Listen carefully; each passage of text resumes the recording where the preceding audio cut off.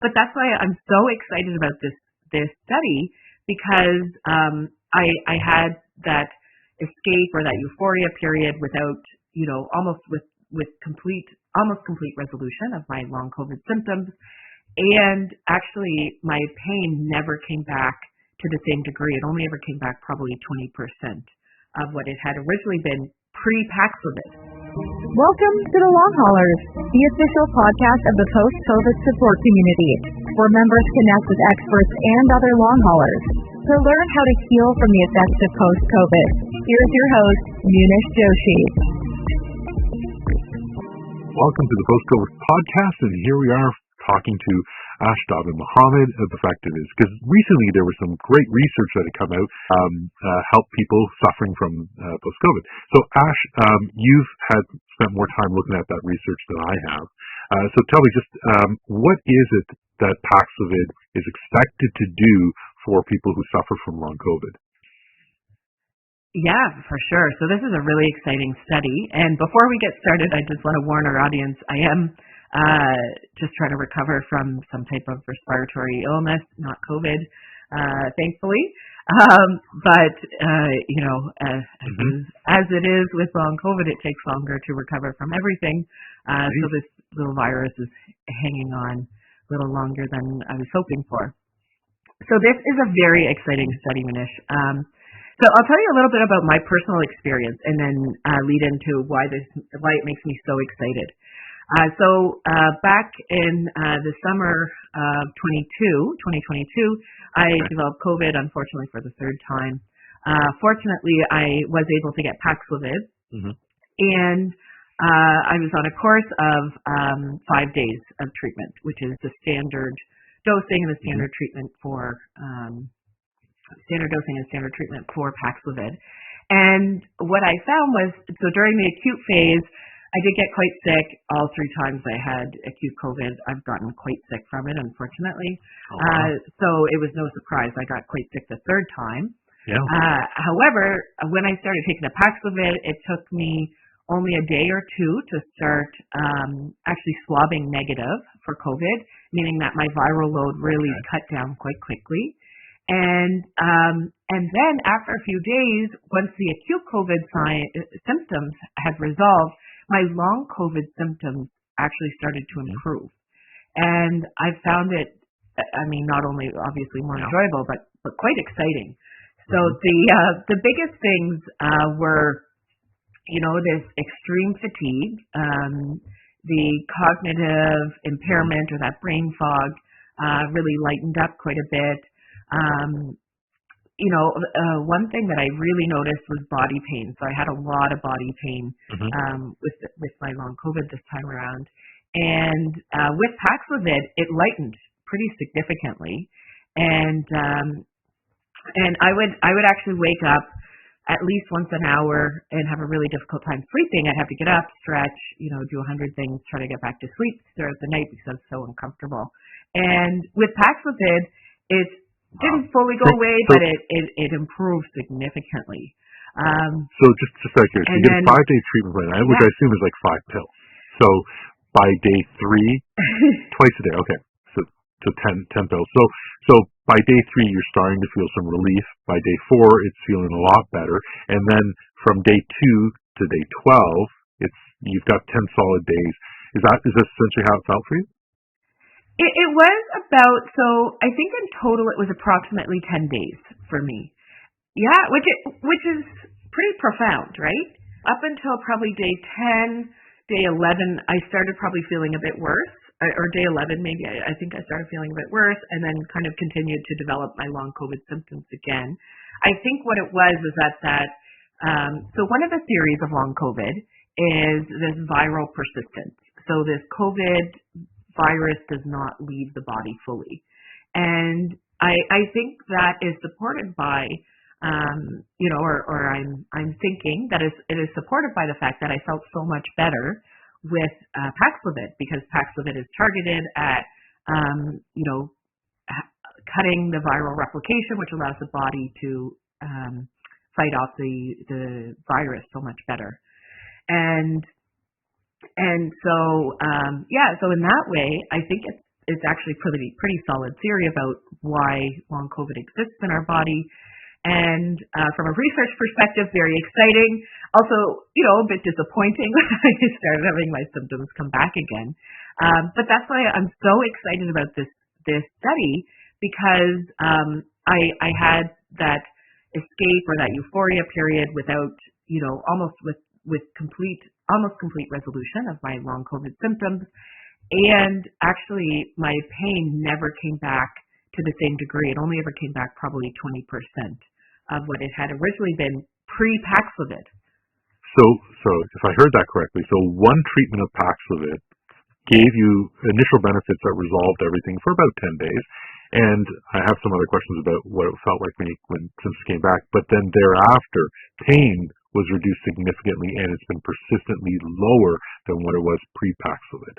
Is that correct? Yep, and it never returned close to the levels that it was pre-Paxlovid. Now, just out of curiosity, I have so many questions. Like, at day 11, it's not like, it's all back full force. It's clearly pain was less.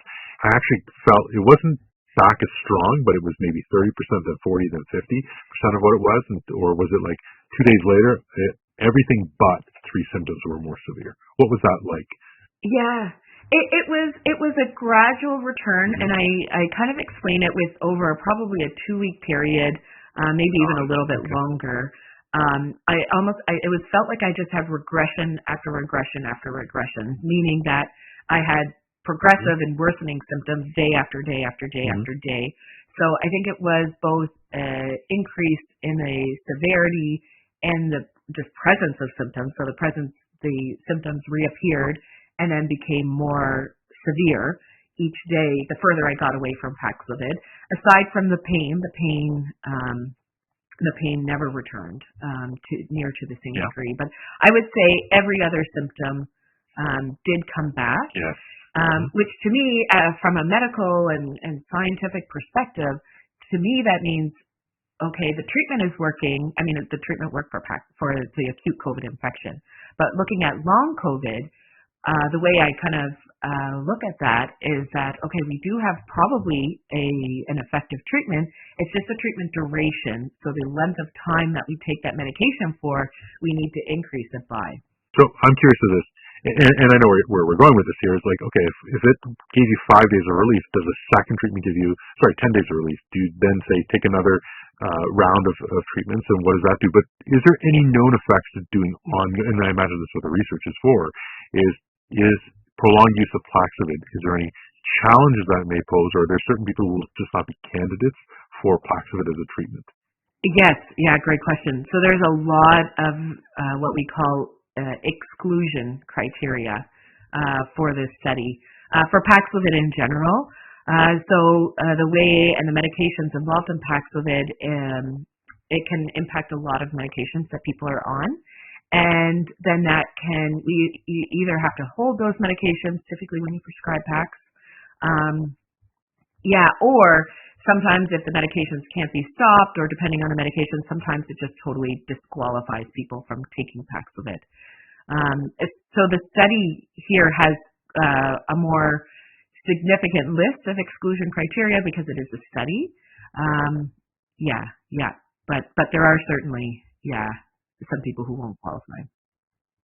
So what are the more common things that would exclude you? Like if you're taking like blood thinners for those who have heart issues and preventative measures, is that a common thing? Is there something that's fairly common that people should be aware of? I know that it's hard, but people who have kidney issues.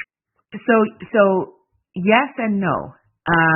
So people with kidney issues should take Paxlovid, actually, with mild to moderate kidney issues should take Paxlovid, depending on the severity of the kidney issues. That's kind of whether you qualify or don't qualify. Blood thinners are one of the medications that would disqualify somebody. And there's some other medications like statins or medications for cholesterol, but those are easy to stop. But blood thinners depends on the drug, how long that hangs around, like their half-life, how long that hangs around in the system. and the severity of the interaction. Those are things that you'd have to weigh out as somebody who would be prescribing it. And what are the side effects, or what are the known side effects of Paxlovid? Yeah, so interestingly, the side effects of Paxlovid are very similar to the side effects of COVID. Okay. So it is. It's kind of funny. So the study of Paxlovid, the original study that looked at Paxlovid, showed that this horrible taste in the mouth is a common symptom of Paxlovid. It said it occurs at a rate of maybe 6% of people who take Paxlovid, but in my experience in prescribing it, it's actually closer. It's much higher that people get this horrible taste in their mouth. But is it like 50% or is it like 12%? Oh, like closer to like 100%. Okay. A lot of people get this horrible taste in their mouth. Especially for a lot of people who are high risk, who qualify for Paxlovid, in my opinion, that'd be worth it. But I always leave it up to the individual whether they think that it's worth that to them. The other things are things like loss of appetite, diarrhea, vomiting, muscle aches and pains. A lot of that happens with COVID, depending on the severity. So it can, Just to be clear, those are side effects that don't affect 100% of the people. It's a subset that affects. But it is, and it's all less than 6%. Yeah. Less than 6%. Yeah. Okay, so that's good to know. So roughly 1 out of 20 people could see some side effects. That's correct. So just to put the numbers in perspective for people, and that's something that people, because whenever I see those commercials on TV, you take the stuff to help with whatever, and then you've got upset stomach, diarrhea, and all these 10 other things that just sound like what's worse. But 1 out of 20, for me personally, that doesn't seem so much. No, and what's interesting in the original study for Paxlovid, the number of people who stopped Paxlovid due to side effects versus the placebo group, so the group who received, a sugar pill or something else instead. So double the number of people stopped the placebo due to side effects than they did for Paxlovid. So, I think that is good evidence to show that people generally feel better on Paxlovid than they do battling the virus on their own. And then of course, new evidence is showing that people who take antivirals are at a significantly reduced risk of developing long COVID compared to those who don't take these antivirals. So, that's, especially us in the long COVID community, that's pretty high motivation to want to take the drug. Now, where can you get we're talking to people across North America and internationally. I know it's different for each jurisdiction, but I know here in North America, generally Paxlovid is something you can get through your physician, through your family physician, and through some pharmacies, I assume. Those are two wildly different care paths. One who has a different sense of history, one who's seen how you've been prescribed things in a complex case such as COVID. So I would say, it depends on your region and how you qualify for Paxlovid. So I know here in Canada, it's different per province. It can be quite strict. Some provinces are very strict on who can qualify for Paxlovid. So if you fall in your region, if you fall within the kind of prescribing guidelines, or you fall within that inclusion criteria, you have to be a certain age, medical conditions or comorbidities, specific things. If you easily fall in that inclusion criteria, I would go the path of least resistance, whatever's easiest. If presenting to a pharmacy is easiest for you, go for it. But if you're kind of on the fence, especially if you're somebody who's on COVID, you're worried about getting, worse long COVID, or, you have a lot of fears about the severity of your acute COVID infection, and it's not a cut and dry, black and white situation, I would suggest going to a prescriber or a COVID clinic or COVID assessment center, something of that sort, where you can have a conversation with somebody. Because I know in our region here, pharmacies can supply it, but I would say that they're very much held to that specific inclusion criteria.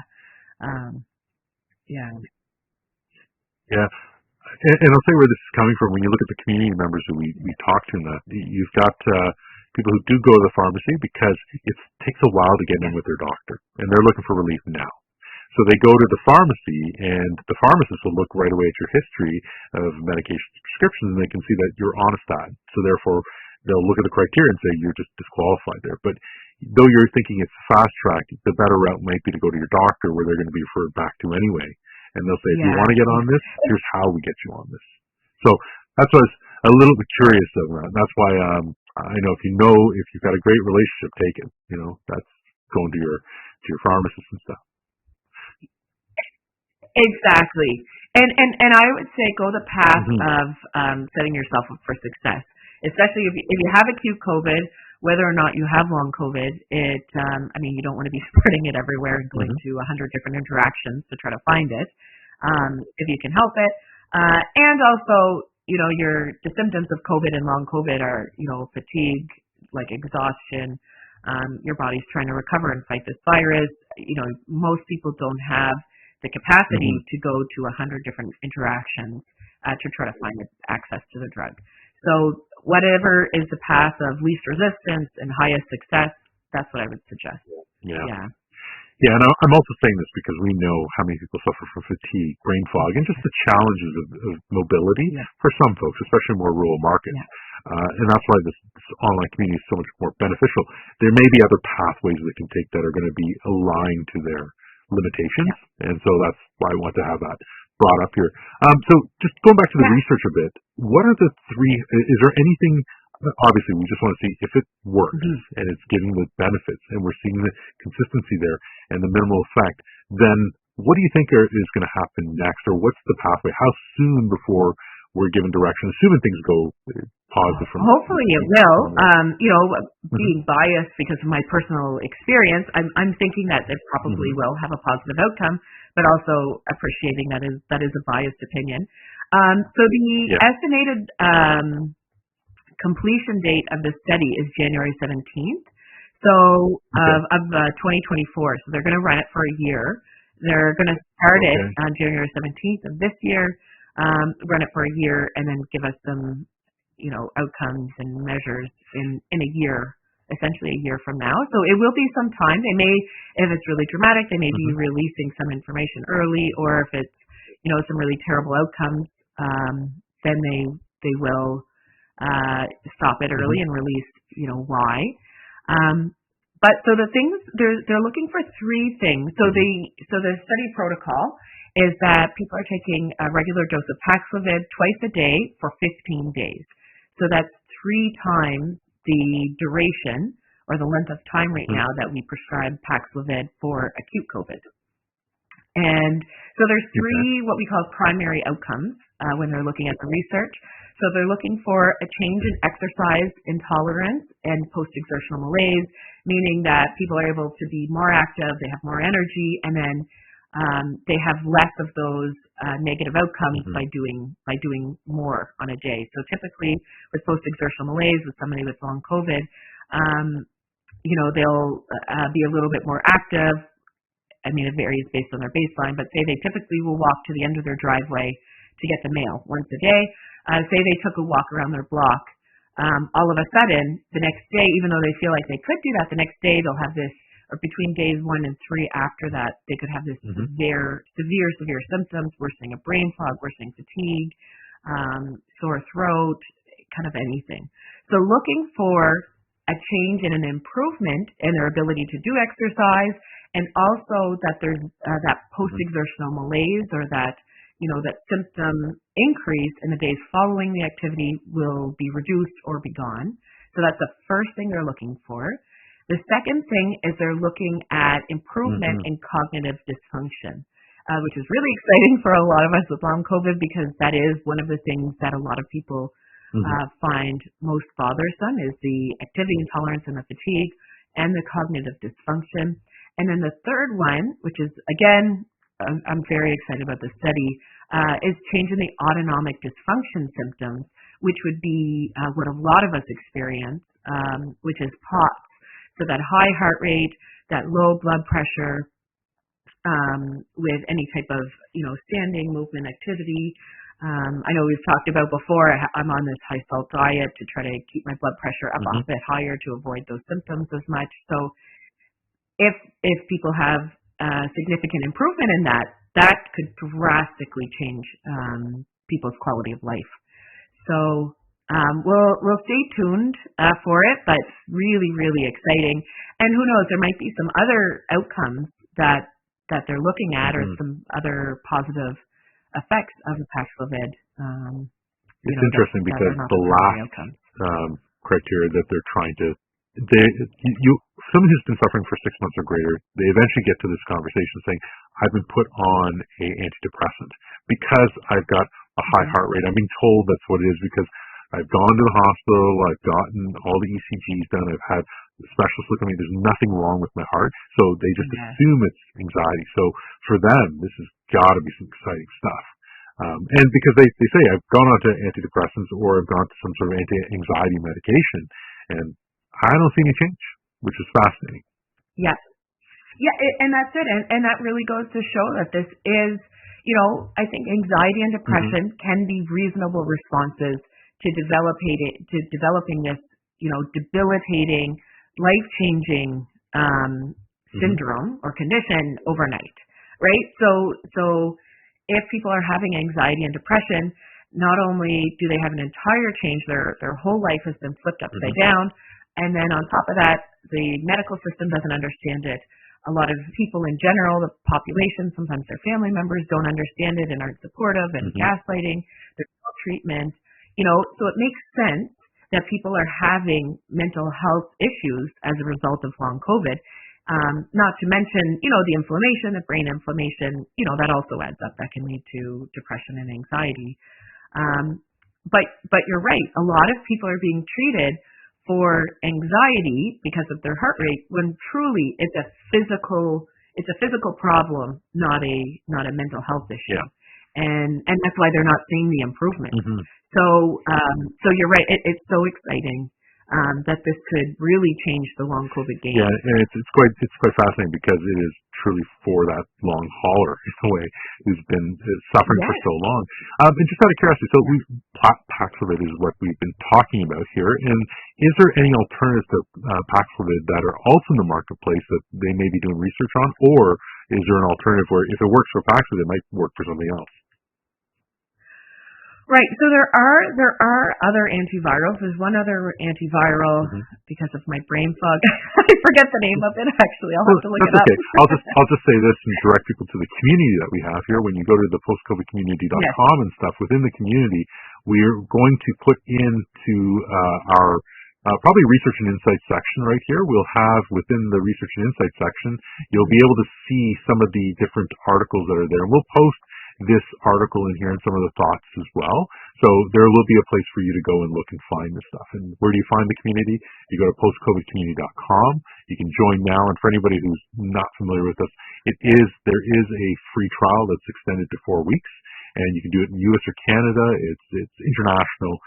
There's no limitation to who we can help here. So I just want to throw that in there because I think it's important for people to realize that, you can go to your doctors, and your doctors, there's a plethora of information that are out there. You can go to the pharmacist, there's a plethora of information, and they do get this information with hard to siphon through it. That's what we do.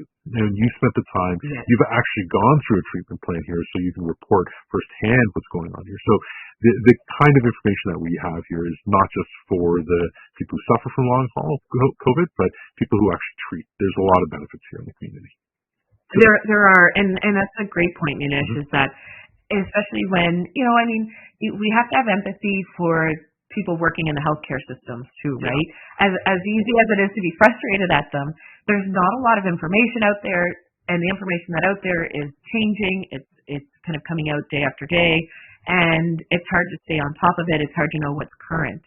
So this is a spot where we stay up to date, accurate, reliable information, and we take the work off you.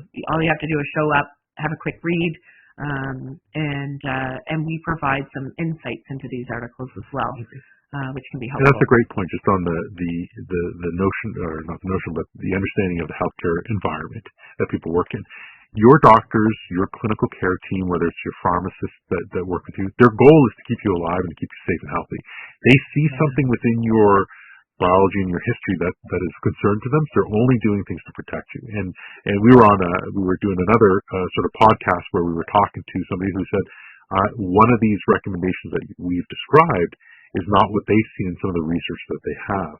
But it works for some, but not for all. So it's very important that you get connected with the right care teams who specialize in this, understand it, and understand you and the challenges that some of these treatment plans may have on you.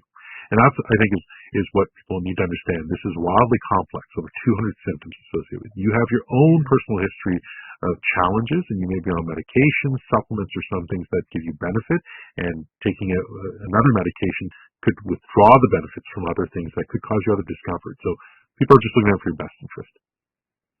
Yeah, that's right. And I think it's important to have space for being frustrated with the medical system. Like, this is it is unfair, and they can be doing the best that they can with the resources that they have, right? So to kind of give yourself space for both of those things. I want to bring up the community for one other reason, and it was the timeline. Yeah, sure. It was the 1 year. If this is going and trucking along fine, actually, let me just highlight the key points here just to stay positive. If things are wildly successful here and we're seeing positive results with minimal issues, you'll probably see an early release or update on where the progress of the research is. If things are going bad, you'll also see the same thing so people can understand and quickly go to tackle it. But if things are going fairly well, we want to take a look at it. Researchers want to look at this and understand who is best served by this stuff here. But it can take a year. And then after a year, recommendations come out, policies change. Things don't happen overnight, unfortunately, and that's for the safety and well-being of everybody. But in the meantime, what do you do? So again, the community platform has tools and tips and techniques and educational paths that can help you manage the symptoms. We can't get Paxlovid tomorrow for anybody necessarily unless you qualify for it, but at least there's some other options out there. So people should be aware of that. Don't wait for this. There are things you could be doing in lieu of that in order to see some benefits and relief.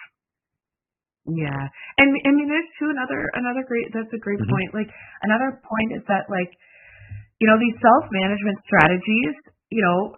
I wouldn't say they can cure long COVID, but they can improve your quality of life dramatically.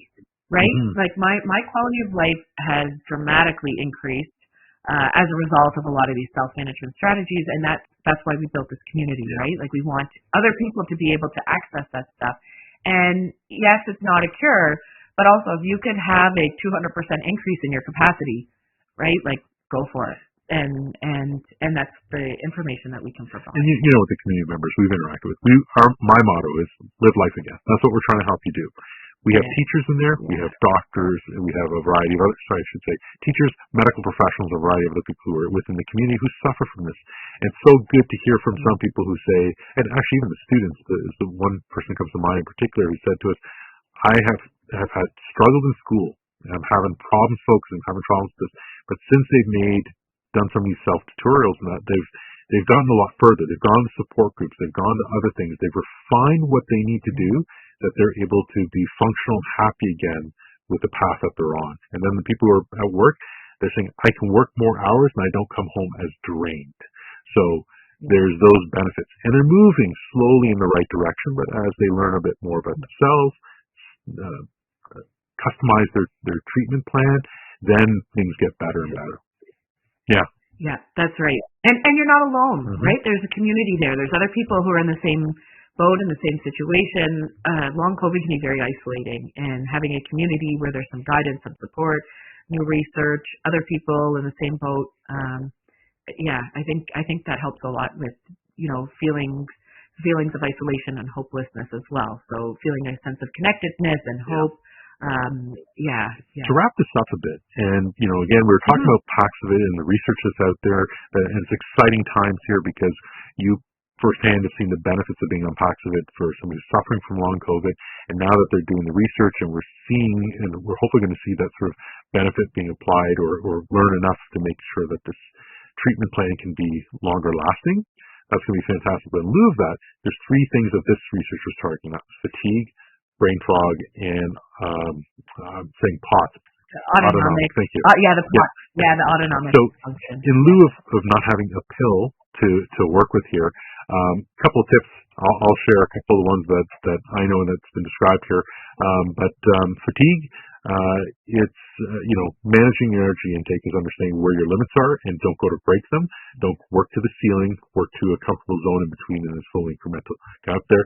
If there's food that you can have on hand, handful of snacks that can help boost your energy. The second thing was the brain fog net, and that is really keeping the mind clear, using lists, using technology to your advantage. Use your phone. There's auto notes in there. There's a lot of things you can do to help manage that, so you don't have to have as much mental stress to worry about it all. And stress takes away from your mental capacity, so you got to manage stress. And the community and connecting really helps. The third thing that is for the bots, and that's not an area that I have no familiarity with, so I'll lean on you, Ash, here, but you've said in your treatment plan there is you have to increase your sodium intake and salt. Yeah, exactly. It's increasing the salt and water intake is usually the first. Compression therapy, so compression tights. Ideally, that go all the way up like a pair of tights, like go right up to the abdomen, because that compression from the abdomen actually contributes quite a bit. So if you have if you have POTS and you have knee-high stockings, get the ones that for the ladies. So I guess that's what we say. Yeah, for everyone. Yeah. And one thing to keep in mind also is that a high salt diet can pull calcium and leach calcium from your bones. Okay. So if you are on a high salt diet, make sure you talk to your healthcare provider about starting a calcium supplement, calcium carbonate or something similar, so that you prevent osteoporosis or whatever down the line. So that's something to also a little tidbit of information to keep in mind. Very, very helpful, and a tip that I hadn't heard before, but just out of curiosity, with the tights and the leggings, it's very easy for leggings or long johns or something. What can I do and do they make that? I don't even know if they make compression stuff in it. So it's compression, so it's medical grade compression. So there's different degrees of compression. And to do that, you have to be assessed to make sure that your arteries and veins are safe. They can still send the blood flow up and down, even if you're compressed. You should get assessed to make sure that you qualify and it's safe for you to do it. I mean, we don't want somebody's foot turning black or falling off because they're not getting the blood flow to it. But it's quite a graphic image. But so compression therapy. So it wouldn't just be a pair of like leggings that you have. It would be a pair of compression stockings. And so anybody can get those. You can get them for your knee, thigh, or waist height. What I usually tell people is get the thing that you'll be most compliant with.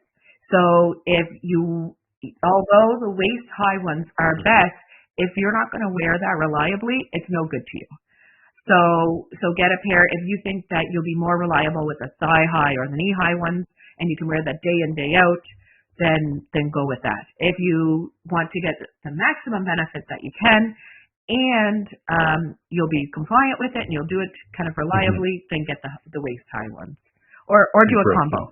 And this is always so fascinating because there's so much detail here I find interesting. Number one, I didn't know that you would need to talk to somebody about getting some support for thigh highs for compression and that. But it makes sense. We're not all built the same. Yeah, and that's exactly it. And we want to make sure that if we're doing an intervention that we're staying safe and not causing more harm than good. Well, yeah, exactly. Well, this is helpful. So those are some tips. Yeah, those are some tips while we wait for this really exciting Paxlovid and long COVID study. Those are some tips on how to work within those symptoms and try to optimize your ability to function and perform despite those symptoms while we wait for some exciting studies to come out. Well, thank you, Ash Dobbin-Mohammed, Medical Director at RT Medical.